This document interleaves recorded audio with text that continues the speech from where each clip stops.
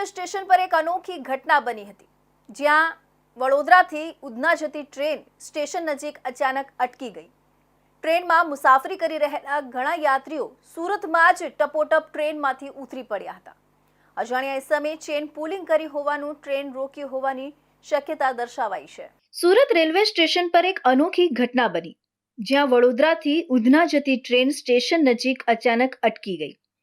ટ્રેનમાં મુસાફરી કરી રહેલા ઘણા યાત્રીઓ ટપોટપ ટ્રેનમાંથી ઉતરી પડ્યા। અજાણ્યા ઇસમે ચેન પુલિંગ કરી ટ્રેન રોકી હોવાની શક્યતા છે।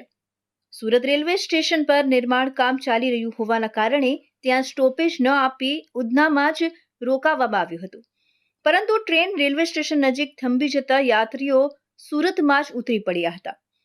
ટ્રેન કેમ અને કેવી રીતે રોકાઈ તે અંગે રેલવે સ્ટાફ અને આરપીએફ રેલવે પ્રોટેક્શન ફોર્સ દ્વારા તપાસ હાથ ધરાઈ છે। અજાણ્યા ઇસમે ચેન પુલિંગ કરી ટ્રેન રોકી હોવાની શક્યતા છે। અચાનક ટ્રેન અટકવાથી રેલવે અધિકારીઓ દોડતા થઈ ગયા હતા અને સ્ટેશન પર ગડબડભરી સ્થિતિ સર્જાઈ હતી। સુરત રેલવે સ્ટેશન પર કામ ચાલતા ઉધના સ્ટોપેજ રાખવામાં આવ્યું હતું। સુરત રેલવે સ્ટેશન પર હાલ નિર્માણ કાર્ય ચાલી રહ્યું હોવાથી સુરતના બદલે ઉધના સ્ટોપેજ આપવામાં આવ્યું છે। આ બદલાવ મુસાફરો અને સ્ટાફની સુરક્ષાને ધ્યાનમાં રાખીને કરવામાં આવ્યો હતો, પરંતુ જે ઘટના બની તે રેલવે માટે ચિંતાજનક બની રહી છે।